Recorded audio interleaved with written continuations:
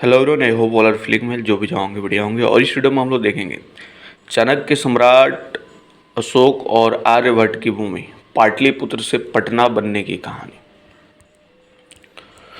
इसमें जो है पाटलिपुत्र हिस्ट्री के बारे में देखेंगे तो इसमें बोला जा रहा है, मैं बिहार हूँ और मेरी कहानी है।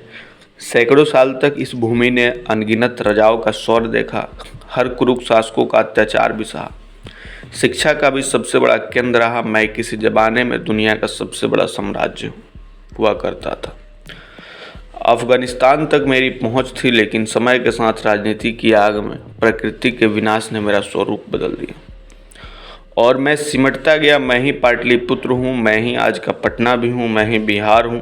इसी पेशकश की पहली किस्त में मैं आपको बताता हूँ पाटलिपुत्र के पटना बनने की संपूर्ण कहानी। ये बात ईसा 6 साल पहले की है। उस समय भारत में 16 महाजनपद हुआ करते थे। उन्हीं जनपदों में से एक था मगध। मगध की नींव रखने का काम हरिवंश के राजा बिंबिसार ने किया था। वो एक अच्छा शासक थे, प्रगति के बारे में सोचते थे, सभी से रिश्ते बेहतर रखने की भी उनकी कला थी।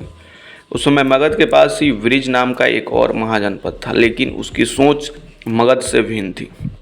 एक तरफ मगध राजा वाली संस्कृति को अपना रहा था, तो वहीं वृज उस समय गण प्रमुख वाले सिद्धांत पर भी चलना चाहता था।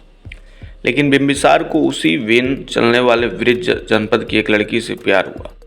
लड़की का नाम था चेलाना। चेलाना वृज के गण प्रमुख चेतक की बेटी थी। उस समय क्योंकि वृज और मगध के रिश्ते ठीक रहे, ऐसे में शादी में भी कोई दुविधा नहीं आई।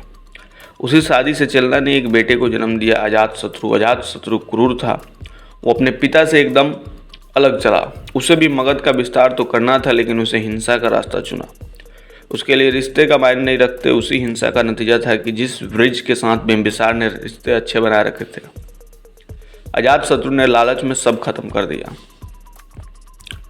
और उसने वृज पर हमला करने की ठानी और अपने फौज को तैयार कर दिया। लेकिन एक चुनौती थी मगध और वृज की दूरी।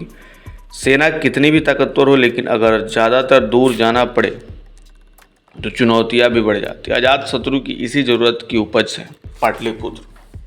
अजातशत्रु वैशाली पर हमला करने के लिए पहले अपने बेस को शिफ्ट करना चाहता था।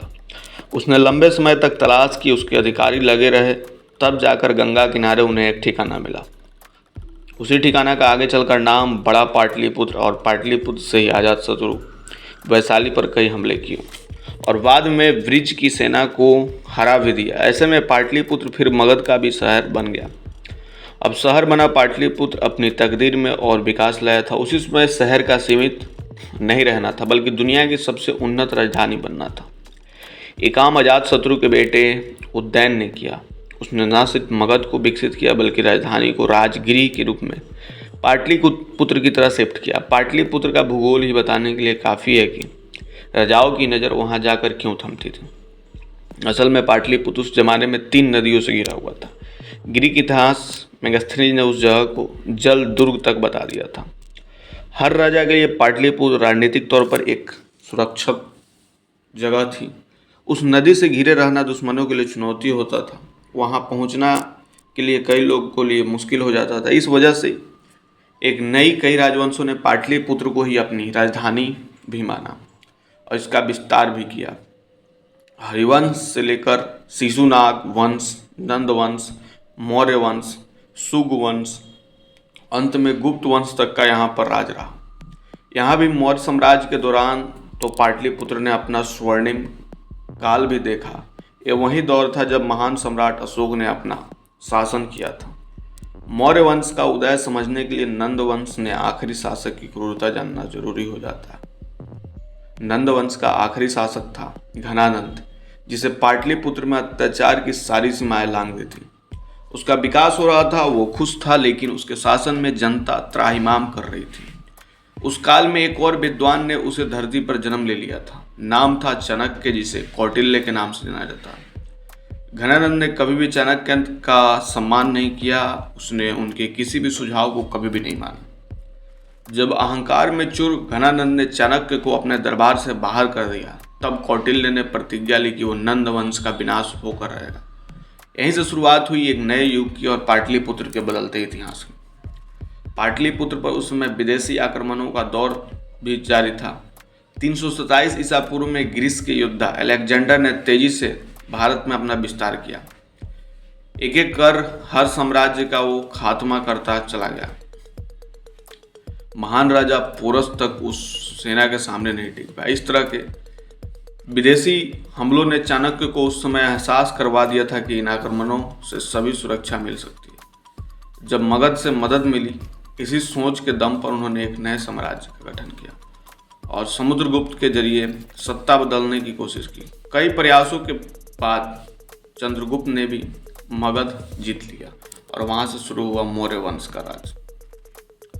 चंद्रगुप्त के सामने एक चुनौती थी अपने साम्राज्य का पूरे भारतवर्ष में विस्तार करना। ऐसा उन्होंने किया भी और एक एक कर हर उस राज्य को अपने कब्जे में लिया जहां अलेक्जेंडर ने जबरदस्ती अपनी सेना के दम पर कब्जा किया था।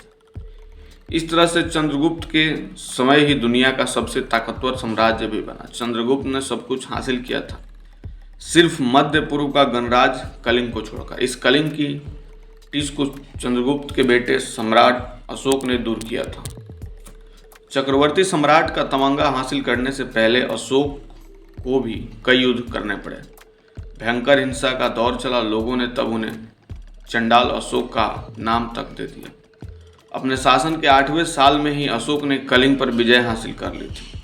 उस युद्ध में इतना खून बहा कि पास से गुजरने वाली दया नदी भी लाल हो गई।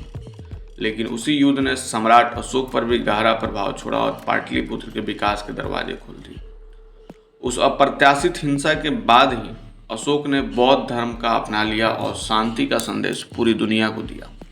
अशोक ने शासनकाल में बौद्ध धर्म का प्रसार तो हुआ ही, इसके साथ ही पाटलिपुत्र शिक्षा का सबसे बड़ा केंद्र बना। सम्राट अशोक के अलावा इसी पाटलिपुत्र की धरती से व्याकरण के महान विद्वान पाणिनि कामसूत्र लिखने वाली वात्स्यायन का ताल्लुक भी शून्य रहा। शून्य की खोज करने वाले आर्यभट्ट पाटलिपुत्र से ही आए, लेकिन इसी पाटलिपुत्र के सितारे गर्दिश जाने वाले थे। 12वीं सदी आते आते अफगानियों का आक्रमण हिंदुस्तान पर तेज हो चुका था। मोहम्मद घोरी ने मुल्तान से लेकर दिल्ली तक को अपने कब्जे में ले लिया। इस आक्रमण के बाद से ही सत्ता का केंद्र पाटलिपुत्र से दिल्ली की तरफ चला। इसके बाद तो बस समय का चक्र ऐसा बदला कि पाटलिपुत्र दिल्ली सल्तनत का हिस्सा बन गया। वो समय था जब पाटलिपुत्र के इतिहास को भी नष्ट करने की सबसे बड़ी साजिश रची गई। शिक्षा का सबसे बड़ा केंद्र नालंदा को बर्बाद किया गया, कई हमले किए गए। इसके बाद 16वीं सदी में शेरशाह सूरी की जब दस्तक हुई तो उन्होंने पाटलिपुत्र के ऊपर एक नए शहर का सपना देखा। आगे चलकर उसी का नाम पटना पड़ गया। इतिहास के पुराने पन्ने पलटने पर पता चलता है कि शेरशाह सूरी जब एक सैन्य अभियान से लौट रहे थे तो उन्होंने गंगा नदी के पास एक शहर का सपना देखा। दिलचस्प बात यह है कि पटना का नाम औरंगजेब ने अजीमाबाद भी किया था। उसने अपने बेटे की जिद में आकर नाम बदल दिया था, लेकिन लोगों की पटना नाम के प्रति आस्था ऐसी रही कि उन्होंने खुद कभी पटना को अजीमाबाद नहीं कहा। वैसे जिस पाटलिपुत्र का समय के साथ पतन हुआ, जिस पाटलिपुत्र की जगह पटना ने ली, उसकी सबसे बड़ी और सटीक भविष्यवाणी गौतम बुद्ध ने की थी। उन्होंने कहा था कि पाटलिपुत्र को सिर्फ 3 चीज़ों से खतरा रहेगा, आग, पानी और आंतरिक कला। ऐसा कहा जाता है कि पाटलिपुत्र का विनाश दोनों तरह से हुआ, आग भी यही कारण रही और बाढ़ भी। इतिहासकार पहले तो कभी मानने को तैयार नहीं होते थे कि पाटलिपुत्र जैसी कोई जगह भी थी, लेकिन बाद में जब खुदाई हुई तो सम्राट अशोक के काल में ऐसे अवशेष मिले जिससे इस पावन भूमि की सारी सच्चाई पूरी दुनिया के सामने आ गई और सभी को मानना पड़ा पाटलिपुत्र ही आज का पटना है।